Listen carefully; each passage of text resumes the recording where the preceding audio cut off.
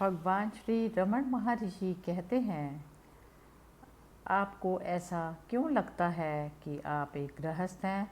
अगर आप सन्यासी भी बन गए तो भी यही विचार आपको मथते रहेंगे, भले ही आप गृहस्थ जीवन में रहें या इसका त्याग करें। घर में रहें या वन में रहें, आपका मन आपको व्याकुल करता रहेगा। हम ही तो विचार का स्रोत है, यही शरीर और संसार को रचता है और आपको ऐसा एहसास देता है कि आप गृहस्थ हैं। अगर आप संन्यास लेते हैं तो यह केवल परिवार के स्थान पर संन्यास के और जंगल के परिवेश के विचार को अपना लेगा, परंतु आपके सामने मानसिक बाधा हमेशा बनी रहेगी। नए माहौल में तो वे वैसे भी ज़्यादा होंगी। माहौल बदलने से भी कोई लाभ नहीं होगा, मन ही बाधा है। और वन हो या घर, आपको इससे भी छुटकारा पाना है। अगर आप ऐसा वन में कर सकते हैं तो घर में क्यों नहीं कर सकते? तो माहौल बदलने की ज़रूरत ही क्या है? आपका माहौल चाहे कोई भी हो, आप अपने प्रयत्न कर सकते हैं। भक्त पूछता है, क्या सांसारिक कार्य करते हुए भी समाधि का आनंद उठाया जा सकता है? इस पर भगवान कहते हैं, मैं करता हूँ, यही भाव तो अवरोध है। स्वयं से पूछें कौन करता है। याद रखें कि आप कौन हैं, तब आपको कर्म का बंधन नहीं होगा। सब कुछ अपने आप होता जाएगा। काम करने या ना करने का प्रयत्न ना करें, यह प्रयत्न ही तो बंधन है। जो होना है वह तो होकर ही रहेगा। अगर आपकी नियति काम ना करने की है तो आपकी कोशिश भी काम नहीं आएगी। यदि आपकी कार्य करने की नियति होगी तो आप चाह कर भी उससे बच नहीं सकते। तब आपको विवश होकर काम करना ही होगा। बेहतर यही होगा कि आप इसे उच्चतर शक्तियों पर छोड़ दें। आप अपनी इच्छा से त्याग या ग्रहण नहीं कर सकते। जब औरतें सिर पर मटके लेकर चलती हैं तो वे आपस में बात नहीं करती और उनका पूरा ध्यान सिर पर रखे मटकों पर होता है। इसी तरह जब कोई ज्ञानी काम करता है तो उसका मन आत्मलीन होता है और उसे अपने काम से बाधा महसूस नहीं होती। भक्त पूछता है, मेरा मानना है कि अगर किसी गृहस्थ को भी आत्म अनुसंधान करना है तो उसे ब्रह्मचर्य का पालन करना चाहिए। क्या मैं ठीक हूँ? इस पर भगवान कहते हैं, पहले तो यह पता करो कि पति और पत्नी कौन है, तब यह प्रश्न ही पैदा नहीं होगा। भक्त पूछता है, क्या आत्मबोध पाने के लिए ब्रह्मचर्य को अपनाना अनिवार्य नहीं है? इस पर भगवान कहते हैं, ब्रह्मचर्य का अर्थ है ब्रह्म में स्थित होना। इसका आत्म संयम से कोई संबंध नहीं है। सच्चा ब्रह्मचारी वही है जो ब्रह्म में स्थित रहते हुए उसे परमानंद प्राप्त करता है, जो कि आत्मा के ही समान है। तो उसे प्रसन्नता पाने के लिए दूसरे साधनों की आवश्यकता ही क्यों होगी? दरअसल आत्मा से बाहर आना ही सारे दुखों का मूल है। भक्त पूछता है, परंतु क्या योग के लिए ब्रह्मचर्य अनिवार्य नहीं है? इस पर भगवान कहते हैं, यह बोध के सहायक कारणों में से एक है। भक्त पूछता है, तो क्या ये अनिवार्य नहीं है? एक विवाहित व्यक्ति को ज्ञान प्राप्त हो सकता है। भगवान कहते हैं, निश्चित तौर पर यह तो मन को दुरुस्त रखने की बात है। व्यक्ति चाहे विवाहित हो या अविवाहित, वह आत्मलीन हो सकता है, क्योंकि आत्मा तो अभी और यही है। अगर यह ना होती और इसे भविष्य में किसी प्रयत्न से पाया जाना होता, यदि यह पाने के लिए कोई नई चीज़ होती तो यह बिल्कुल पाने योग्य ना होती, क्योंकि जो प्राकृतिक नहीं है वह स्थायी नहीं हो सकता। आत्मा अभी और यही है और केवल यही है। भक्त पूछता है, यदि आत्मज्ञान पाना हो तो क्या संन्यास लेना जरूरी है? इस पर भगवान कहते हैं, संन्यास का अर्थ है अपने निजी रूप का त्याग। केवल मुंडन करवाकर गेरुआ चोगा पहनना संन्यास नहीं कहलाता। एक व्यक्ति गृहस्थ हो सकता है, परंतु यदि वह स्वयं को ऐसा नहीं मानता तो वह भी सन्यासी हो सकता है।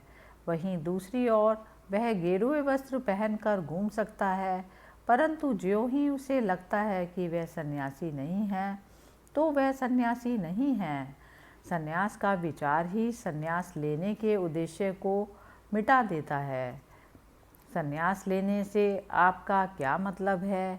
क्या इसका मतलब है कि अपना घर छोड़कर किसी खास रंग का चोगा पहनकर घूमना? आप कहीं भी जाएं, भले ही हवा में क्यों ना रहें, क्या आपका मन आपके साथ नहीं होगा? क्या आप इसे छोड़कर इसके बिना जा सकते हैं? आपके सांसारिक जीवन के काम आध्यात्मिक प्रयासों में बाधा बन सकते हैं। मिसाल के लिए, घर और कार्यालय में किए जाने वाले कामों में अंतर होता है। अपने कार्यालय के काम में तुम अनासक्त भाव से काम करते हो, तुम्हें इससे कोई अंतर नहीं पड़ता कि नतीजा क्या होगा, तुम्हारे नियोक्ता को लाभ होगा या हानि होगी। वहीं दूसरी ओर घर में तुम्हारे काम पूरे ध्यान और मनोयोग से किए जाते हैं और काम करते हुए भी यही सोच बनी रहती है कि उससे परिवार को लाभ होगा या नहीं। परंतु अनासक्त भाव से संसार के सारे कर्म करते हुए भी अपनी आत्मा में लीन रहा जा सकता है। यह सोच गलत है कि अगर आप आत्मलीन होंगे तो जीवन में सही तरह से अपने कर्तव्यों का निर्वाह नहीं कर सकेंगे।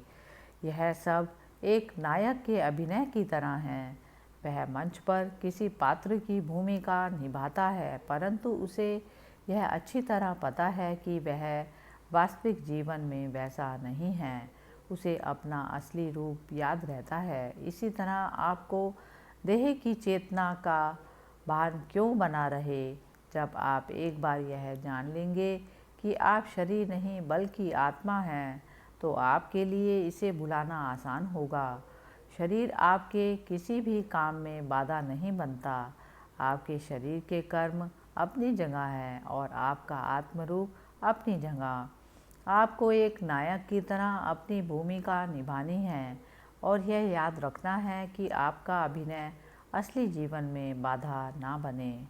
भक्त पूछता है, यह भी कहा गया है कि जब तक आपके भीतर कर्ता भाव बना रहेगा तब तक आपको ज्ञान नहीं मिल सकता, परंतु क्या मोक्ष पाने के इच्छुक गृहस्थ के लिए संभव है कि वह इस विचार के बिना अपने कर्तव्य को पूरा करे? इस पर भगवान कहते हैं, ऐसा कोई नियम नहीं कि इस सोच के बिना काम नहीं किया जा सकता। इसलिए यह प्रश्न पूछने का भी कोई औचित्य नहीं बनता कि क्या वे इस विचार के बिना अपने कर्तव्य निभा सकते हैं या नहीं। मिसाल के लिए, एक अकाउंटेंट सारा दिन ऑफिस में काम करता है और देखने वाले को लगता है कि कार्यालय की सारी वित्तीय जिम्मेदारी उसके कंधों पर ही है, परंतु उस व्यक्ति को निजी तौर पर इन बातों से कोई अंतर नहीं पड़ता। वह मन ही मन अनासक्त रहता है और इसके साथ ही अपने काम को सही तरह से पूरा भी करता है। ठीक इसी तरह विवेकी गृहस्थ अनासक्त भाव से मोक्ष की इच्छा रखने के साथ साथ अपने लौकिक कर्तव्य भी निभाता है। वह स्वयं को केवल उद्देश्य पूरा करने का साधन मानता है। ऐसी गतिविधि ज्ञान के पथ पर बाधा नहीं है और ना ही ज्ञान किसी व्यक्ति को जीवन में उसके कर्तव्यों से दूर ले जाता है। ज्ञान और कर्म में भी कभी विरोध नहीं रहा और ना ही आत्मबोध कर्म में के संपादन में बाधा देता है। भक्त पूछता है, एक आध्यात्मिक प्रवृत्ति के गृहस्थ के जीवन का क्या महत्व है, जिसे अपना सारा समय आजीविका कमाने और अपने परिवार का पेट भरने में ही लगाना होता है? वे परस्पर क्या लाभ पाते हैं? इस पर भगवान कहते हैं, जो व्यक्ति गृहस्थ जीवन में अपने सुखों की परवाह किए बिना परिवार के भरण पोषण में लगा हो, इसे उसकी परिवार के लिए निस्वार्थ सेवा माना जाना चाहिए। परिवारों की मांगों को पूरा करना ही उसकी नियति है। हालांकि यह पूछा जा सकता है कि गृहस्थ को ऐसे परिवार से क्या लाभ होता है। इसका उत्तर है कि उसे परिवार से कोई लाभ नहीं होता, क्योंकि उसने आध्यात्मिक प्रशिक्षण के साधन के रूप में परिवार की सेवा की है और उसे अंततः मोक्ष मिलने पर भी परम संतोष प्राप्त होगा, जो कि हर पथ का अंतिम पड़ाव और सर्वोच्च पुरस्कार है। इस तरह वह अपने परिवार की हर ज़रूरत को पूरा करता है, पर उसे पारिवारिक जीवन से कुछ नहीं मिलता। भक्त पूछता है, जो गृहस्थ निरंतर अपने लौकिक कार्यों में लगा हो और कई तरह की गतिविधियों में उलझा हो, तो ऐसे में उसे अनासक्त भाव से मिलने वाली स्वतंत्रता और शांति का अनुभव कैसे होगा। इस पर भगवान कहते हैं, केवल देखने वाले को लगता है कि ज्ञानी गृहस्थ घरेलू कामों में लगा है। भले ही ऐसा दिखाई दे, परंतु वह वास्तव में ऐसे काम नहीं कर रहा होता। उसके बाहरी कर्म उसे अपने भीतर की शांति से एकात्म होने से रोक नहीं सकते। वह अपनी गतिविधियों के बीच काम करने की व्यग्र इच्छा से भी मुक्त होता है। एक बार भक्त ने पूछा, क्या मुझे अपने व्यवसाय से सेवानिवृत्त होकर वेदांत की पुस्तकों का अध्ययन करना चाहिए? इस पर भगवान श्री रमण महर्षि कहते हैं, अगर वस्तुओं का कोई स्वतंत्र अस्तित्व होता, यदि वे आपसे अलग अस्तित्व रखती, तो आपके लिए उनसे निवृत्त होना संभव था, परंतु ऐसा नहीं है। उनका अस्तित्व तो आपसे ही है, आपके विचार से है, इसलिए आप उनसे दूर कैसे हो सकते हैं।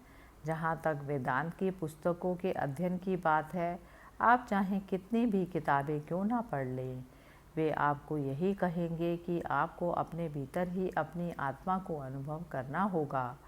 आत्मा को किताबों में नहीं खोजा जा सकता, आपको स्वयं ही इसे अपने भीतर खोजना पड़ेगा। भक्त पूछता है, क्या मौन का संकल्प लेना उपयोगी होगा? भगवान कहते हैं, आंतरिक मौन आत्मसमर्पण है। इसका अर्थ होगा कि आप अहम भाव के बिना जी रहे हैं। भक्त पूछता है, क्या सन्यासी के लिए एकांत में रहना अनिवार्य है? इस पर भगवान कहते हैं, एकांत तो मनुष्य के मन में है। एक मनुष्य भौतिक संसार में रहते हुए मन की पूर्ण शांत अवस्था में रह सकता है। ऐसा व्यक्ति सदा एकांत में रहता है। दूसरा व्यक्ति मन में रहता है, परंतु फिर भी अपने मन को वश में नहीं कर पाता। यह उसका एकांतवास नहीं माना जा सकता। एकांत मन की प्रवृत्ति है। जीवन की वस्तुओं से जुड़े व्यक्ति को एकांत नहीं मिलता, भले ही वह कहीं भी क्यों ना हो, जबकि अनासक्त व्यक्ति सदा अपने एकांत में होता है।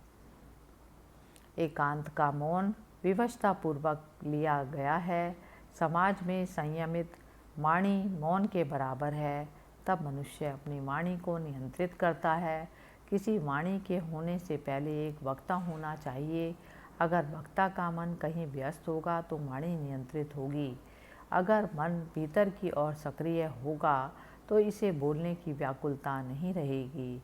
मौन के संकल्प का यही उद्देश्य है कि वाणी से उत्तेजित मानसिक गतिविधियों को घटाया जा सके, परंतु यदि मन वश में है तो यह अनावश्यक है और मौन स्वाभाविक तौर पर आता है।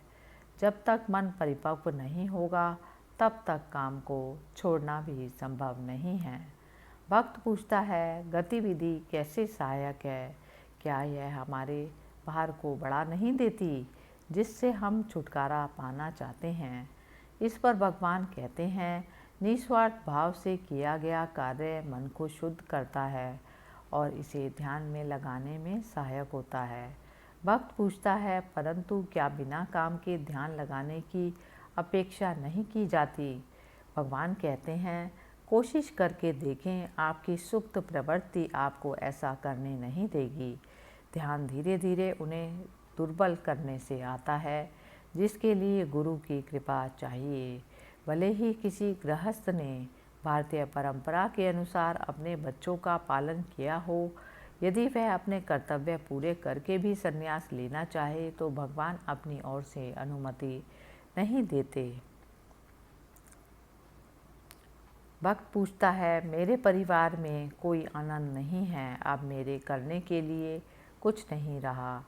मैंने वह सब कर दिया जो मैं कर सकता हूँ। अब घर में पोते पोतियाँ हैं, क्या मुझे उसी में घर में रहना चाहिए या चले जाना चाहिए? भगवान कहते हैं, आप जिस जगह हैं आपको वहीं रहना चाहिए, पर अभी आप कहाँ हैं? आप घर में हैं या घर आप में हैं? क्या आपसे परे भी कोई घर है? अगर आप अपने ही स्थान में स्थित होते हैं तो आप पाएंगे कि सब कुछ आपके भीतर विलीन हो गया और ऐसे प्रश्न अनावश्यक होंगे। भक्त पूछता है, लगता है कि मुझे घर में ही रहना होगा। इस पर भगवान कहते हैं, आपको अपनी सच्ची अवस्था में रहना होगा। कई बार महर्षि रमन से पूछा जाता कि यदि वे अपने अनुयायियों को इस पथ पर आने से मना करते हैं तो उन्होंने संसार का त्याग क्यों किया और आश्रयहीन अवस्था में क्यों आए?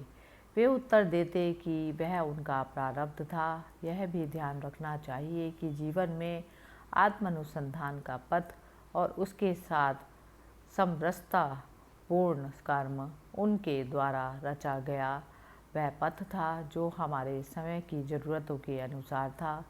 यदि वे उस पथ को स्थापित करना चाहते थे तो उन्हें आत्मनिष्ठ ज्ञानी होना था। भक्त पूछता है, क्या मैं सांसारिक जीवन में रहते हुए आध्यात्मिक अभ्यास कर सकता हूँ? इस पर भगवान ने कहा, हाँ, निश्चित तौर पर व्यक्ति को ऐसा ही करना चाहिए। भक्त ने पूछा, क्या यह सांसारिक जीवन बाधा नहीं है? क्या सारी किताबें संन्यास की हिमायत नहीं करती? भगवान ने कहा, संसार केवल मन में है, यह स्वयं आप नहीं कहता मैं संसार हूँ। यदि यह ऐसा कहता तो यह आपकी नींद के दौरान भी होता। यह आपकी नींद के दौरान नहीं होता, इसलिए यह अस्थाई है। जो अस्थाई होता है वह सत्य नहीं है। जो सत्य नहीं है उसे आत्मा आसानी से वशीभूत कर सकती है। केवल आत्मा ही स्थायी है। संन्यास का अर्थ है कि आप आत्मा के साथ अनात्मा से पहचान जोड़ रहे हैं। जब अज्ञान लुप्त होगा तो अनात्मा भी लुप्त हो जाएगी। यही सच्चा संन्यास होगा। भक्त ने पूछा, तब आपने युवावस्था में अपने घर का त्याग क्यों किया? भगवान ने कहा, मेरा यही प्रारब्ध है। किसी के जीवन में उसकी दिशा प्रारब्ध ही तय करता है। मेरा प्रारब्ध यही था, आपका प्रारब्ध यही है। भक्त कहता है, क्या मुझे भी संन्यास नहीं लेना चाहिए? भगवान कहते हैं, यदि यह आपका प्रारब्ध होता तो आपके मन में यह सवाल आता ही नहीं। भक्त ने कहा, तब मैं यह मानकर चलता हूँ कि मैं इस भौतिक संसार में रहकर आध्यात्मिक कार्य करूँगा, परंतु यदि मैं ऐसा करता हूँ तो क्या मैं इस जीवन में ज्ञान प्राप्त कर सकता हूँ? भक्त ने कहा, इसका उत्तर पहले ही दिया जा चुका है। आप सदा ही एक आत्मा हैं।